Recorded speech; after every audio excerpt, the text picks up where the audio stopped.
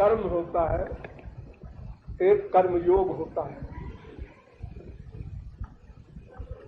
कर्म तो बंधन कारक है, उसकी तो गीता में निंदा की गई, क्योंकि अर्जुन ने कहा अगर मैं युद्ध करूंगा तो क्या मिलेगा?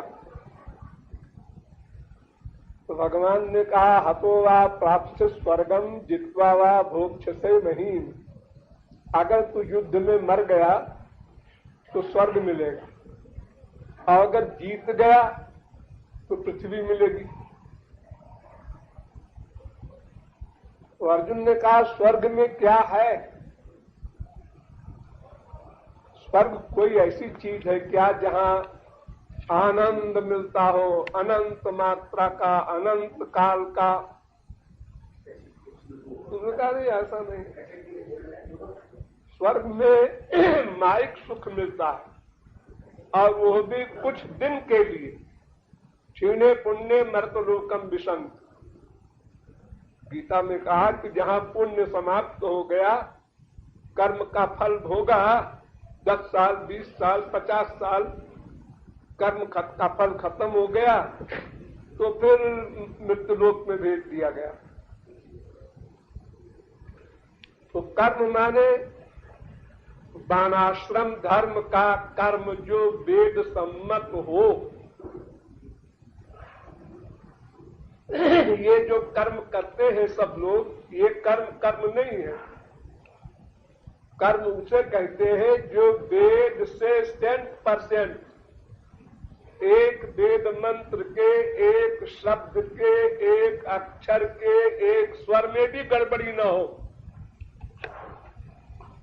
इतनी विधि से युक्त जो हो वर्णाश्रम धर्म का कर्म, ब्राह्मण क्षत्रिय वैश्य शूद्र, ब्रह्मचर्य गृहस्थ वानप्रस्थ संन्यास, सबका जो जो धर्म कहा है वेद में, ठीक उसी प्रकार अगर कोई करे तो स्वर्ग मिलेगा, और वो भी नश्वर। और अगर त्रुटि हो गई तो दंड मिलेगा, नरक मिलेगा। यज्ञ किया और पंडित जी गलत मंत्र बोल गए तो यजमान को नरक मिलेगा। ये तो हुआ कर्म। तो ये तो असंभव है इस कलयुग में। कलयुग में कर्म करना वेद के अनुसार असंभव है मनुष्य के लिए। वेद को पढ़ना, फिर समझना, फिर प्रैक्टिकल कर्म उसी प्रकार करना।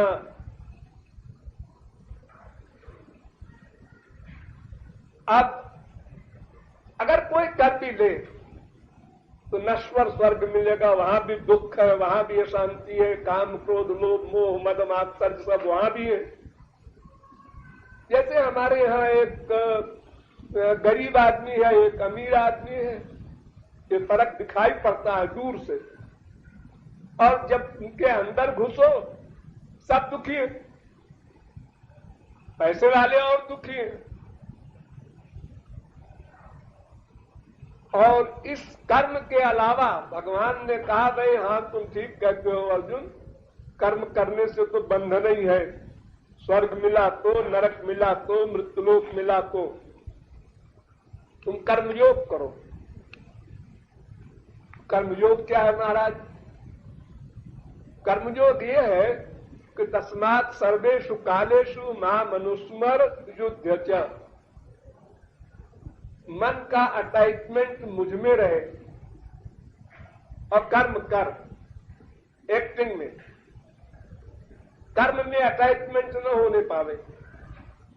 मन का लगाव, मन का प्यार मेरे अंदर हो और निरंतर रहे, तो कर्म जो तू करेगा उसका फल नहीं मिलेगा। जो मुझ में मन लगाएगा उसका फल मिल जाएगा। असल में प्रत्येक कर्म की परिभाषा है, चाहे वैदिक कर्म हो, चाहे भगवत संबंधी कर्म हो, उसकी परिभाषा है मन का लगाव, मन का अनुराग। हो उसी का नाम कर्म है। ससुराल में इतनी गाली मिलती है लेकिन मंशा खराब नहीं है तो कोई बुरा नहीं मानता। 1 अप्रैल को फूल बनाते हैं लोग, कोई बुरा नहीं मानता, क्योंकि मन की मंशा नहीं है खराब। तो मन की जो मंशा है उसका अटैचमेंट अगर कर्म में है तो कर्म का फल भोगना पड़ेगा। स्वर्ग या नरक या मृत्युलोक 3 प्रकार के कर्म होते हैं। सात्विक कर्म स्वर्ग मिलेगा, राजस कर्म मृत्युलोक मिलेगा, तामस कर्म नरक मिलेगा। तो कर्मयोग में ईश्वर भक्ति करना है, मन को और शरीर से कर्म करना है। अब वो कर्म चाहे वैदिक हो चाहे लौकिक हो। ब्राह्मण बिजनेस कर रहा है, करो। क्षत्रिय बिजनेस कर रहा है, करो। वेद को नहीं मानते, हाँ नहीं मानते, लेकिन मन से भगवान की भक्ति करते हैं। इसलिए जो भी कर्म किया उसका फल समान।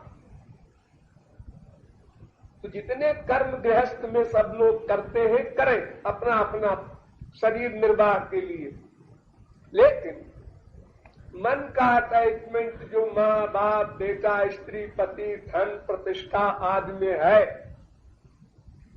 ये सब बटोर करके सब कर ममता ताग बटोरी और भगवान के चरणों में बांध दे। मन का प्यार भगवान से हो। देखो ये कोई ऐसी चीज नहीं जो नई हो। किसी आदमी का प्यार थोड़े से आदमियों में होता है। एक माँ होगी, बाप होगा, वो दोनों मर गए हैं तो बीवी होगी, 2-4 बच्चे होंगे, इतने में तो मन का अटैचमेंट है हमारा। बाकी जगह हम कर्म करते हैं, एक्टिंग, फैक्ट नहीं। आपके यहां कोई पड़ोसी आ गया, आइए आइए श्रीवास्तव जी, आइए आइए, आप मुस्कुरा करके उसका स्वागत करते हैं। मन से नहीं चाहते आकर के हमारा 10 रुपए का नाश्ता खराब करेंगे, लेकिन अब आ गया तो एक्टिंग में आप ऐसा सम्मान करते हैं जैसे कोई बड़ा अटैचमेंट है आपका उससे। तो ये रोज कर रहे हैं हम लोग। 99% वर्क हमारा डेली का एक्टिंग का होता है, जो समाज में लोक में सबसे करते हैं। तो भगवान कहते हैं तुम माँ बाप बेटा स्त्री पति में भी एक्टिंग कर डालो तो तुम्हारा मन खाली हो जाए, तो हमसे प्यार कर सकोगे। और अगर इनमें तुम्हारा मन अटैच्ड है तो हमसे प्यार नहीं कर सकते। फिर क्या होगा? उल्टा कर्म योग होगा कि पूजा तो कर रहे हो भगवान की, पाठ कर रहे हो भगवान की बुक का, तीर्थ में घूम रहे हो, कीर्तन कर रहे हो, लेकिन मन का लगाव संसार में रहेगा। तो वो साधना नहीं है, वो उपासना नहीं है, उसको भक्ति नहीं कहते, क्योंकि तुम्हारे मन का अटैचमेंट संसार में है। जहां मन का अटैचमेंट होगा उसी को कर्म माना जाएगा, उसी का फल मिलेगा। तो भगवान ने अर्जुन को यह बताया तू मन का अटैचमेंट मुझ में कर दे और युद्ध कर। तो तेरा जो भ्रम है कि महाराज स्वर्ग या पृथ्वी मिलेगी, आप बता रहे हैं कि दोनों निंदनीय है, तो फिर हम ऐसे स्वर्ग और पृथ्वी को लेकर क्या करेंगे? तो भगवान ने कहा है बिल्कुल ठीक है। तो अर्जुन ने कहा तो कर्म ही क्यों करें, केवल ईश्वर भक्ति ही करें जब उसी का फल मिलना है। तो भगवान ने कहा वो भी ठीक है, लेकिन कर्मयोग करने से ये फायदा है कि संसार में लोग नकल करते हैं। तो जो भगवान की भक्ति भी नहीं करता और कर्म भी नहीं करता, आलसी अपाहिज है, आवारा है, उच्छृंखल है, तो ऐसे व्यक्ति के लिए कर्मयोगी का आदर्श अनुकरण लायक होगा। उसके द्वारा वो लोग भी कर्म करना सीखेंगे। फिर बाद में कोई महात्मा मिल जाएगा तो समझा देगा कि भाई कर्म तो करते हो तुम, लेकिन मन का अटैचमेंट भगवान में कर दो, नहीं तो तुम्हें कर्म बांध लेगा। जैसे छोटे बच्चे को पहले गोली से जोड़ बाकी सब सिखाया जाता है और बाद में वो उंगलियों पर से जोड़ता है, फिर बाद में ऐसे अपने मन से जोड़ लेता है 4 5 4 5 4 4 8 1 9। तो उसी प्रकार प्रारंभ में जो शास्त्र वेद को नहीं मानते, कर्म भी नहीं करते, माँ बाप बेटा किसी के प्रति ड्यूटी नहीं निभाते, तो उनके लिए कर्म आवश्यक है। तो वो कर्मयोगी की नकल करके कर्मी बनेंगे और भक्ति नहीं करेंगे तो उनकी माया निवृत्ति तो नहीं होगी, लेकिन एक सीढ़ी तो ऊपर गए, आवारा तो नहीं हुए, मनुष्य तो है कम से कम। तो इसलिए कर्मयोग तू कर, तो तेरी नकल करके भोले भाले लोग कर्म तो करेंगे, लेकिन ये कंपलसरी नहीं है। अगर कोई कहता है मुझे नकल फकल नहीं कराना किसी की, मुझे तो अपना लक्ष्य प्राप्त करना है, तो उसके लिए कर्म संन्यास है। और कर्म संन्यास तो अंत में सबके लिए है। गृहस्थ हुआ, उसके बाद उसके लिए ऑर्डर हुआ वानप्रस्थ में जाओ, ये संन्यास हो गया। अब मियां बीवी दोनों अलग हो गए, बाल बच्चों को, गृहस्थी को, काम धाम बिजनेस सब छोड़ दिया और दोनों जंगल में चले गए। उसके बाद संन्यास का आश्रम आया तो स्त्री अलग पति अलग, अपना अपना साधना करो। तो संन्यास में तो सबको जाना पड़ता है, लेकिन अगर कोई गृहस्थ आश्रम में ही संन्यास लेना चाहता है तो भी शास्त्र कहता है यदा हरेव विरजेत तदा हरेव प्रव्रजेत। जब तुमको ऐसा सौभाग्य प्राप्त हो जाए, कोई संत मिल जाए सही सही और उसकी शरणागति तुम कर लो, तो गृहस्थ के धर्म भी छोड़ दो। भगवान कहते हैं ऐसे धर्म छोड़ने वाले को हम अहं त्वाम सर्व पापेभ्यो मोक्षयिष्यामि। तुमने वर्णाश्रम धर्म को छोड़ा, अपराध किया। भगवान कहते हैं हाँ, ये अपराध तब है जब तुम मेरी भक्ति न करो। अगर तुमने ये सब छोड़ के मेरी भक्ति की तो छोड़ने का अपराध तुमको नहीं लगेगा, मैं क्षमा कर दूंगा। तो असली चीज तो वही है कर्म संन्यास। लेकिन जब तक वो न हो तब तक कर्मयोग कंपलसरी है, क्योंकि पूर्ण वैराग्य जब होगा तभी कर्म संन्यास होगा। पहले थोड़ा थोड़ा वैराग्य है मनुष्य में, तो कर्म भी करो और घंटे 2 घंटे 4 घंटे जो समय मिले उसमें कर्म सन्यासी बन करके अपने कमरे में एकांत में भगवान की भक्ति करो। इस प्रकार धीरे धीरे बढ़ाओ, आगे अभ्यास करो। लेकिन करना है केवल मन से भगवान की भक्ति, और कहीं मन का अटैचमेंट न हो। संसार में भी, शरीर में भी, अपने मन में भी, अपनी बुद्धि में भी। बुद्धि में भी अहंकार होता है, वहां भी अटैचमेंट न होने पाए, मैं बड़ा साधक हूं, मैं बड़ा सिद्ध हूं, ये भावना न आने पावे। तो इस प्रकार कर्म सन्यासी जो है वो केवल मन से भगवान की भक्ति करता है, और कर्म योगी शुरू में थोड़ी भक्ति भी करता है भगवान की, थोड़ी संसार की भक्ति करता है। मां मर गई वहां भी 2 आंसू, बेटा मर गया वहां भी 2 आंसू, और भगवान के मंदिर में गया और उनसे सामने रो रहा है, मौसम कौन कुटिल खल कामी, वहां भी 2 आंसू। सब जगह मिक्सचर है, व्यू अधूरा है बेचारा। अब जो मां ने कब शरणम ब्रज हो जाएगा गीता के अनुसार, केवल भगवान की शरणागति स्वीकार कर लेगा, तो फिर मां मरे, बाप मरे, बेटा मरे, धन लुटे, कुछ भी संसार समाप्त हो जाए, अपने शरीर भी समाप्त हो जाए, तो भी भगवान से नहीं कहेगा वो कि महाराज हमको बचा लो। ये कामना जो हमारी संसार की है, ये भगवान की ओर नहीं ले जाने देती, यही रुकावट है। क्योंकि हमारी बुद्धि में अभी ये निश्चय नहीं हुआ कि संसार में सुख नहीं है। हम समझते हैं अगर हमारा 10 लाख का हिसाब बैठ जाए, 1 करोड़ का बैठ जाए, 1 अरब का बैठ जाए तो सब ठीक हो जाए। ये भ्रम है हमको। अरे जिनका बैठा है उनसे पूछ लो तुम्हारा क्या हाल है भाई। तुम्हारे मोहल्ले में ऐसे लोग हैं, तुम्हारे बेटा नहीं है, दुखी हो इसके लिए। जिसके बेटा है जरा उससे पूछो, वो बेटे से परेशान है। जिसके जो सामान है वो उससे परेशान है, जिसके नहीं है वो उस सामान के लिए परेशान है। संसार में 3 अवस्थाएं हैं, वस्तु मिलने के पहले, वस्तु मिलने पर, अब वस्तु के छिन जाने पर। तीनों अवस्थाओं में दुख है। किसी को बेटे की कामना है, घूम रहा है मंदिर में, मस्जिद में, दरगाह में, बाबाओं के पास, डॉक्टरों के पास, परेशान। बेटा हो गया? हाँ हो गया। बड़ी खुशी में नहीं जा रही है? हाँ अच्छा। अब आज बेटे को जुकाम हो गया, आज उसको बुखार हो गया, आज उसको टाइफाइड हो गया,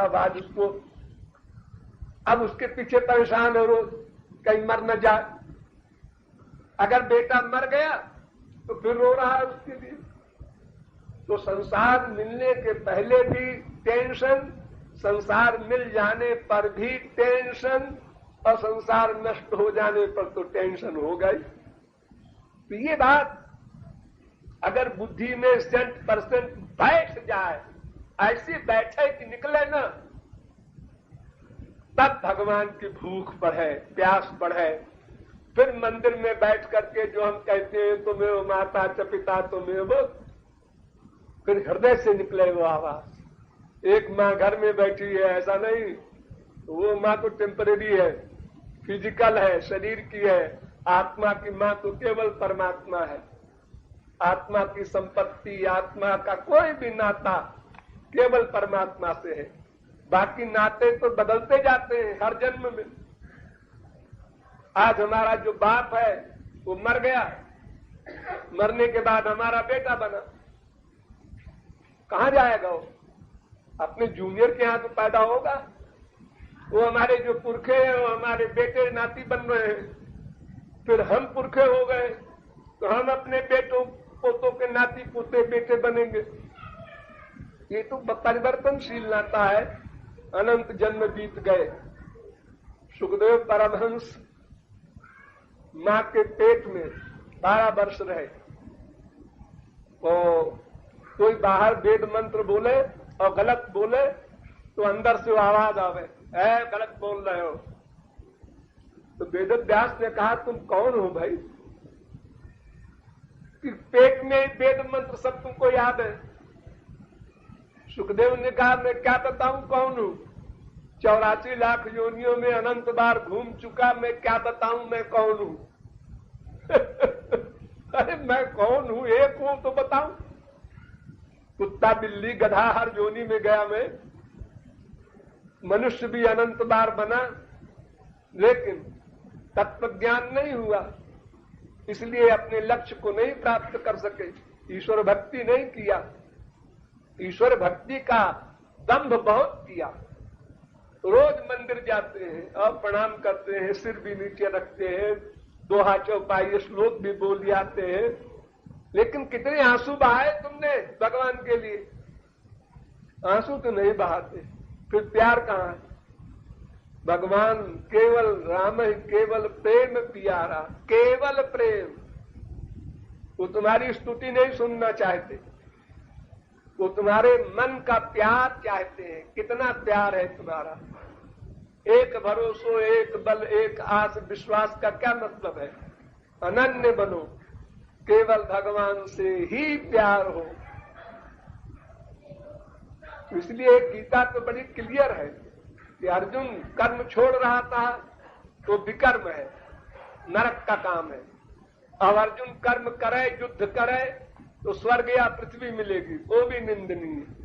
तो भगवान ने कहा कि मैं बताऊं, तू कर्म कर यथाशक्ति और मन मुझ में लगा ले, भक्ति मेरी कर। और अगर मेरी भक्ति करेगा तो जो कर्म मन से होता है उसी का फल मैं देता हूं। मैं शरीर के कर्म को नोट नहीं करता, जो मन का कर्म होता है उसी को मैं नोट करता हूं, उसी का फल देता हूं। तो सीधा सीधा गीता का तात्पर्य है।